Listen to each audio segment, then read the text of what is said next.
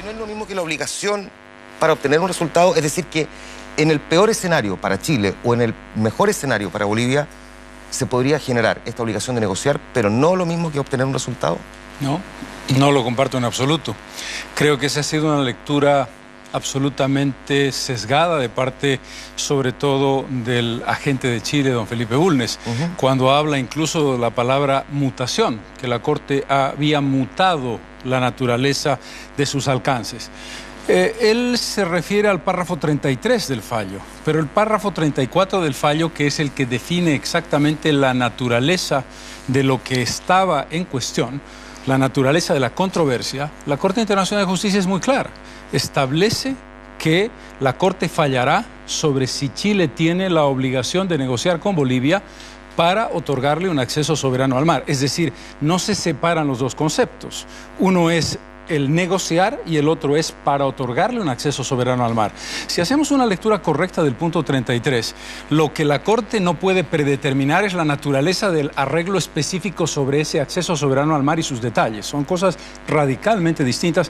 Y termino con un criterio fundamental, porque jurídicamente es imposible que una Corte establezca una división de la naturaleza de la demanda. La demanda está completa, la Corte no la puede partir en dos. A ver, déjeme preguntarle primero varias cosas que a mí me generan cierta duda. Porque usted da por hecho algo que, sin embargo, yo nunca se lo había escuchado a juristas antes en juicios tanto locales como de Corte Internacional, donde usted dice que un tribunal no puede acoger una parte de una demanda. Y efectivamente, tanto en juicios locales, civiles como internacionales, sí hay montones de precedentes donde se toma una parte de la demanda, pero no necesariamente se acoge completamente una demanda, sino que puede decir, ¿sabe qué? En este sentido, sí, en este otro, no. Un segundo, le hago la observación. Usted tiene razón en el momento del fallo, pero no en el momento en que el juicio no ha comenzado todavía. No se olvide que estamos en una demanda preliminar de incompetencia y, en consecuencia, lo que la Corte definirá, y en eso le doy la razón, es si le da la razón a Bolivia y eventualmente en el fallo final establece diferenciaciones. Claro. Pero no es el momento en el que estamos en esta circunstancia. Pero que en el peor escenario para Chile, el mejor para Bolivia, lo que podría decir la Corte es sí, sabe que hay una obligación de negociar. Podría. Pero lo que no sin puede predeterminar el resultado. Pero cuando se refiere a predeterminar el resultado, ustedes hacen una interpretación que al menos resulta, digo, creativa. No, creativa es la interpretación del señor Bulnes. Vuelvo sobre el punto. El objeto de la controversia es que el punto clave es, punto número 34, objeto de la controversia. La Corte establece que el objeto de la controversia es si Chile tiene la obligación de negociar para otorgarle a Bolivia un acceso soberano al mar. Así, ese es el tema.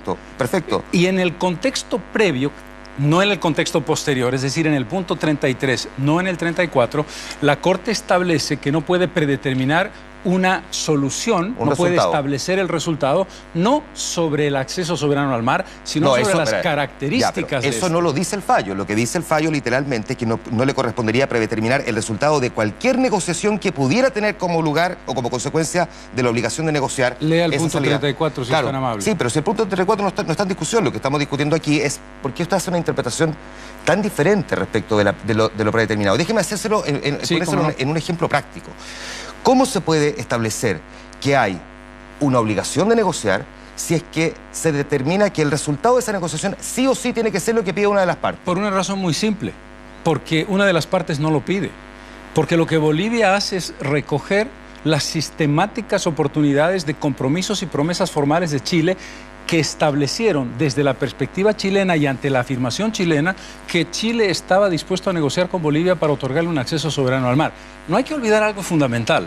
Bolivia no pide algo unilateralmente, sino que está generando el pedido a partir de los compromisos de Chile. Y segundo, no le pide a la Corte que establezca un fallo predeterminado. Le pide a la Corte que le recuerde a Chile que Chile se comprometió. Porque aquí el concepto fundamental es, hay un criterio que son los actos unilaterales de los Estados cuyo compromiso no cumplido generan una obligación exigible. Voy a ir a eso en un segundo más, porque de hecho motivó incluso que uno de los jueces formulara una pregunta específica a Bolivia, pero antes déjeme saber si usted no podría de alguna forma estar...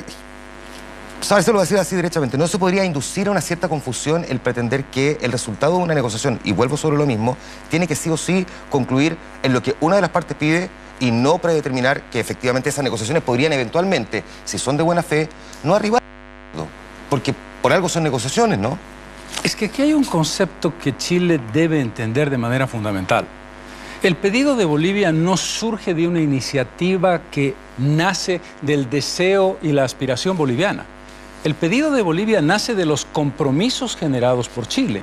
Y es Chile el que en 1920, 23, 26, 50, 61, 75 y 83, para no mencionar la agenda de los 13 puntos, el que se compromete a negociar con Bolivia para otorgarle un acceso soberano al mar. En consecuencia, no es una de las partes que pretende un fallo con un resultado predeterminado. Ahora, usted dice se compromete, pero sin embargo Chile lo que dice es que en el mejor escenario, lo que en algún momento es que se exploraron alternativas para, en el aras de mejorar esa relación, buscar una solución conveniente para ambas partes. No se exploraron alternativas, se plantearon compromisos formales. Patricio Carvajal, ejemplo, 1975, establece una propuesta global de negociación con Bolivia que incorpora el término "es sobre esta base que Chile está dispuesto a negociar para otorgarle a Bolivia un acceso soberano al mar, en ese caso en una franja territorial y un corredor". Si lo tiene tan claro, ¿por qué no se le respondió de esa manera entonces al juez Wingwood cuando él plantea cuál es el momento en que se establece ese Por una compromiso? razón muy simple.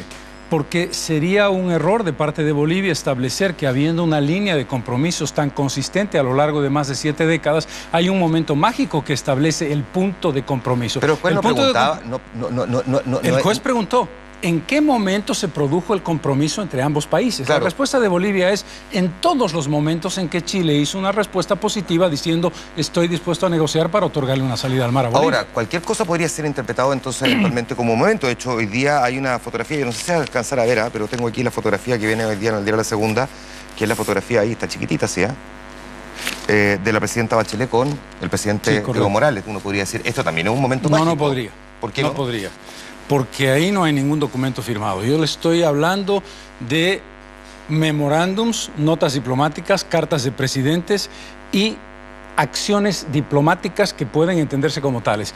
Bello Codecido en 1950 le escribe una carta firmada por el ministro de Relaciones Bello Codecido a Bolivia con la propuesta. Patricio Carvajal le escribe una carta al embajador de Bolivia con la propuesta.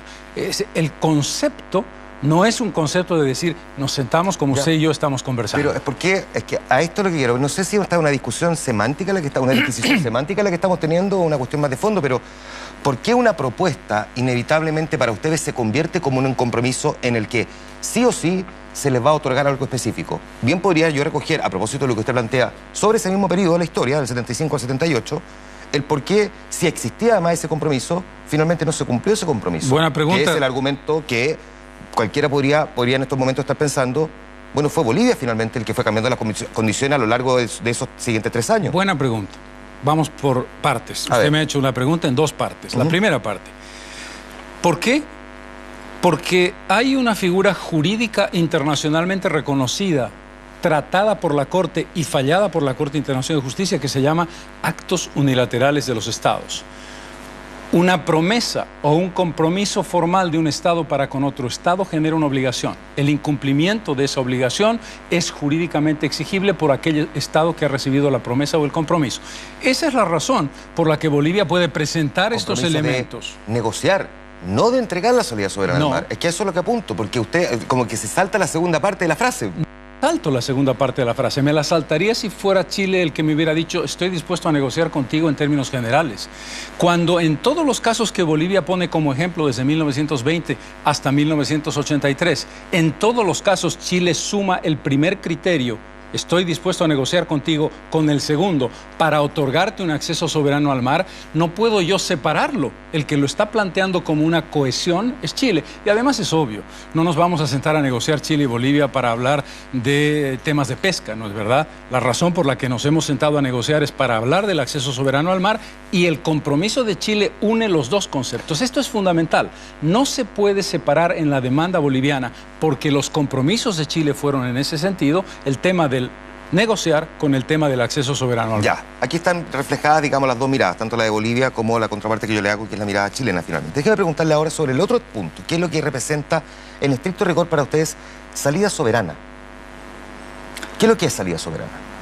Salida soberana es una definición que Chile respondió ante la Corte Internacional de Justicia tomándola de los compromisos que el propio Chile hizo. Es decir, salida soberana es un concepto que usó Chile no Bolivia, en los compromisos 1950-1975. Sí. Es darle a Bolivia un espacio geográfico con acceso soberano. Eso no lo dice Bolivia, lo dice Chile. Sí, es su interpretación de lo que dice Chile, para ser más preciso todavía. Pero ahora, déjeme preguntarle de vuelta. Paréntesis, no es mi interpretación de lo que dice Chile. Le invito a que usted lea la carta de Patricio Carvajal al embajador de Bolivia.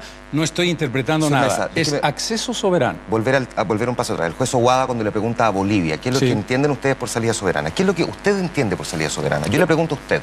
La respuesta no se la puedo dar yo porque yo estoy representando al Estado boliviano. Por lo tanto, yo tengo que darle la respuesta que dio Bolivia a la Corte Internacional de Justicia. ¿Cuál es esa respuesta? La respuesta fue: hablaremos de lo que yo entiendo por acceso soberano en el momento en que entremos al fondo de la cuestión, no en este momento.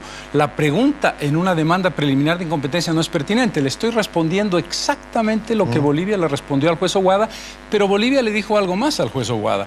No se preocupe, señor juez, si usted lee la definición que Chile ha hecho de acceso soberano al mar, es aquella que las autoridades chilenas hicieron a lo largo de 70 años a Bolivia. Vuelvo a un paso atrás. Sí. Cuando le preguntan a Bolivia por salida soberana, incluso en algún momento se plantearon varios argumentos, de hecho, o varias fórmulas. Se decía un corredor, una zona especial, una fórmula pragmática.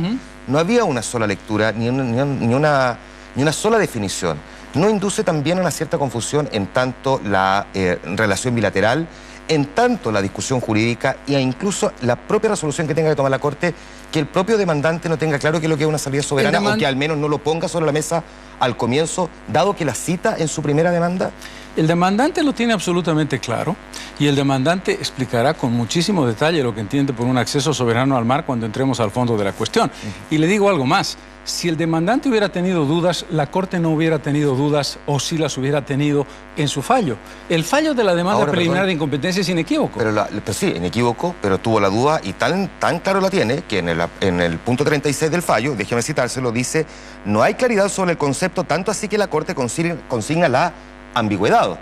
Y esa es una palabra que pronuncia la propia Corte, es decir, no le queda claro que Bolivia tenga claro qué es lo que es salida soberana. Ni que Chile tampoco le haya dado la respuesta clara. Pero si usted acepta que la respuesta de la Corte tiene que ver con la respuesta chilena y la respuesta boliviana, la palabra ambigüedad vale para la respuesta chilena como para la boliviana. Se lo pregunto luego a los representantes de Chile, pero como usted es representante de Bolivia, yo le pregunto qué establece Bolivia como salida soberana, y hasta ahora no ha sido capaz de decirme una. Es que no es que no he sido capaz. Es que hay un paso 1 y un paso 2. El tema del concepto de acceso soberano al mar lo establecerá nuestro equipo jurídico cuando entremos en los alegatos específicos. No es pertinente la demanda preliminar de incompetencia. Es Chile el que ha hecho la definición. Y no tengo ninguna duda de que Chile ha recogido sus propias ofertas, las ofertas que Chile le hizo a Bolivia. Déjeme marginarme un poquitito de la discusión sobre lo que hoy día está ahí concentrado en Holanda y lo que tenga que resolver finalmente la Corte. Más allá de eso, las relaciones Chile-Bolivia. ¿Usted tiene la convicción de que cualquiera sea el fallo, incluso si fuera completamente favorable a Bolivia, y que siguiera la lógica de su interpretación sobre esto de predeterminar el resultado propiamente tal, ¿usted cree que Chile le entregaría territorio soberano y salida soberana al mar a Bolivia? ¿Y territorio además? Yo creo algo. Creo que Chile es un país democrático. Y creo que Chile dice la verdad cuando dice que respeta las instituciones internacionales. Y creo que si Chile se somete a la jurisdicción de la Corte, sabe que un fallo de la Corte es vinculante y de cumplimiento obligatorio. En ese razonamiento, creo que Chile tendrá que cumplir lo que la Corte le pide que haga. De lo contrario, Chile debería retirarse si al final nos va a decir, sabe, yo no acepto este resultado. En consecuencia, si sigo el razonamiento histórico y sobre todo las afirmaciones de la democracia chilena de hoy, que hace gala de ser respetuosa de las instituciones internacionales, creo que Chile debe cumplir y que cumplirá el fallo que la Corte diga en favor de Bolivia si este es el caso. De hecho, a esa respuesta le pregunto lo mismo respecto de Bolivia. Y déjeme agregarle el por qué. Porque si es que la Corte determinara en el mejor escenario para Bolivia, el peor escenario para Chile, que tienen la obligación de sentarse a negociar de buena fe, ¿cómo se puede entender que puede haber una negociación de buena fe si ustedes ya han anticipado en varias oportunidades? De hecho, el presidente Evo Morales lo ha dicho reiteradamente esta última semana, que incluso si no logran su objetivo en la Corte, seguirán buscando en otras instancias hasta conseguir esa salida soberana al mar. ¿Dónde puede haber buena fe en una negociación si por de pronto ya se anticipa cuál es la posición de Bolivia ante un resultado adverso? La posición de Bolivia es muy clara. Bolivia va a someterse al fallo de la Corte Internacional de Justicia, sea este favorable o sea desfavorable. El objetivo histórico de Bolivia, que puede encontrar caminos distintos que sean el de la Corte, que dependerá de la posibilidad de una negociación bilateral posterior. Por ponerle un ejemplo, dependerá también de la voluntad de Chile. Pero no tenga usted duda de que en el momento en que el fallo se establezca, Bolivia aceptará la naturaleza de ese fallo y eso probablemente abrirá un espacio muy largo en el que Bolivia tendrá que reflexionar sobre cuáles son sus caminos en esta dirección. Y significa, por ejemplo, que si el fallo fuera adverso para Bolivia, le dijera no hay obligación de Chile a negociar, por lo tanto no se va a negociar. ¿Qué significa? ¿Que Bolivia renuncie, por lo tanto, a su demanda histórica de una salida soberana al mar? Bolivia no puede renunciar a su demanda de salida soberana al mar, pero Bolivia sabrá que las condiciones de una negociación posterior a un fallo contrario son francamente adversas, porque Chile tendrá un argumento muy de fondo para establecer una lógica de no negociar. Pero ese es un tema hipotético. Lo que aquí estamos planteando es, ¿Bolivia va a acatar el fallo? La pregunta nos suena un poco curiosa. Que el país que hace la demanda no va a acatar el fallo. El país que hace la demanda es el que le pregunta al país demandado si va a acatar el fallo. Es que yo básicamente me estoy tomando como argumentación lo que el mismo presidente de Bolivia ha dicho en estas últimas semanas. Es decir, que incluso si el fallo es adverso, ellos van a seguir buscando en otra instancia hasta conseguir una salida soberana al mar. Básicamente estoy utilizando el argumento de la contraparte. Estamos planteando una cosa que es obvia, ¿no es verdad? El resultado de un fallo adverso a Bolivia marca unas condiciones muy complejas, pero el deseo de Bolivia de llevar adelante un objetivo histórico no cambia. Pero Bolivia tendrá que adecuarse a esa realidad y Chile tendrá un conjunto de elementos y armas muy importantes en la dirección de decirle no a Bolivia. Pero eso son hipótesis. Lo que le digo con claridad es que Bolivia va a acatar el fallo de la Corte Internacional de Justicia, es decir, el fallo que usted acaba de describir. Señor Mesa, cuando Bolivia obtuvo su independencia, segunda década del siglo XIX, de ahí, 1825. Claro, así es. De ahí en adelante, sin embargo, Bolivia ha perdido un montón de territorio. A Paraguay, en manos de Brasil, de Argentina, en fin. A manos chilenas, solo el 10% promedio. Algunos dicen el 11,5%, otros dicen 9,5%. Ya pongámosle en promedio 10%. ¿Por qué con Chile y no con los otros países de Latinoamérica? Por una razón muy simple. Por una palabra mágica que se llama cualidad. Los problemas que hayamos tenido, y no voy a hacer un debate histórico de valoración sobre por qué, pero vamos a hablar básicamente de dos elementos claves de nuestra geografía, Brasil y Paraguay. Cuando tuvimos esa pérdida con Brasil y con Paraguay, seguimos siendo países plenos de la cuenca amazónica y de la cuenca del Plata. En el caso de la usurpación que sufrimos de parte de Chile, lo que pasó con Bolivia es que perdió su cualidad en la cuenca del Pacífico. Es un país que históricamente nació en la cuenca del Pacífico y que no tiene un acceso a esa cuenca. La cuenca más importante del siglo XXI, la cuenca que maneja el 57% del comercio internacional. En ese contexto, el efecto, no solamente de perder la cualidad, de no estar en la cuenca del Pacífico, sino de no tener un acceso soberano al Océano Pacífico, tiene unas consideraciones cualitativas muy diferentes a las que tuvimos con Brasil o Paraguay, para ponerle un ejemplo. ¿Por qué no reclamarle a Perú, por ejemplo? ¿Por qué deberíamos? No, le pregunto a usted. ¿Por qué deberíamos? Pregúnteme una pregunta que tenga sentido. ¿Es que nosotros hemos perdido algún centímetro cuadrado del territorio del litoral con Perú? Perfecto. En las negociaciones que Chile ha tenido con Bolivia y que particularmente ha tenido con Perú, existe un tratado de 1929. Déjeme preguntarle, en un escenario en el que tuviéramos que sentarnos a negociar, ¿qué rol juega Perú entonces en esto? Si no hay que preguntarle nada. En este momento, ninguno. En la hipótesis de que la Corte fallara a favor de Bolivia y en la hipótesis de que iniciáramos una negociación, y en la hipótesis de que dentro de esa negociación se estuviera discutiendo algún espacio geográfico que vincule a Perú, podríamos empezar a hablar de Perú. Pero en la fase 1, demanda preliminar, y en la fase de fondo del fallo, que vamos a entrar ahora a discutir, para decirlo mejor, Perú no tiene absolutamente nada que hacer por la simple y sencilla razón de que Perú no le arrebató un centímetro cuadrado de territorio a Bolivia. Y si hubiese que sentarse a negociar, ¿tampoco habría que consultarle nada a pesar de la existencia de ese tratado? Vuelvo sobre el punto. Si llegáramos a un momento en el que en una negociación Perú por alguna razón fuera sujeto de la negociación, es obvio que tendría que entrar. Pero esa es una hipótesis en la que yo no voy a entrar ahora porque no estamos en el paso 3, estamos en el paso 2. Voy a volver atrás a una frase que dijo recién, pero para no interrumpir la mitad del argumento que usted decía cuando Chile le usurpó.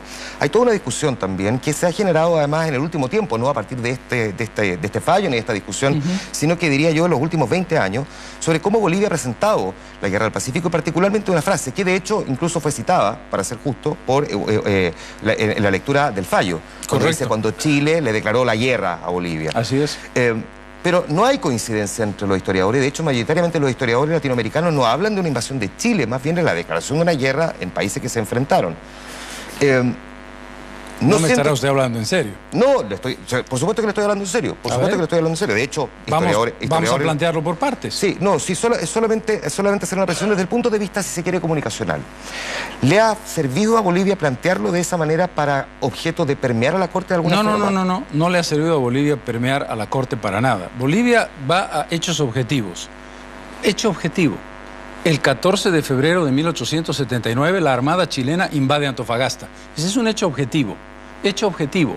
Entre el 5 y el 6 de abril de 1879, Chile le declara formalmente la guerra a Bolivia y a Perú, no habiendo declaratoria de guerra ni de Bolivia ni de Perú previamente. Por lo tanto, hay dos hechos objetivos: la invasión física que comienza las acciones bélicas y la declaratoria formal de guerra por parte de Chile. Porque se nos va acabando el tiempo, no vamos a precisar esto ahora, vamos a tener tiempo, sin embargo, de tener la otra mirada. Vamos a conversar con Hernán Felipe Errázuriz en un momento más. Él tiene una mirada, por supuesto, muy distinta. Me imagino. Pero solamente para dejar marcado el punto de cuál es su visión frente a esto, él luego va a tener también su respuesta. Y déjeme hacerle otra pregunta también que aparece muy comúnmente en las argumentaciones de Bolivia, más allá de este reclamo histórico de esta salida soberana al mar por, digamos, la necesidad propia posterior al Tratado de 1904, que esto ha postergado las posibilidades de desarrollo de Bolivia. Déjeme preguntarle, si esto es en estricto rigor así, ¿cómo se explica al mismo tiempo que Bolivia sea por tercer año consecutivo el país que más va a crecer dentro de Latinoamérica?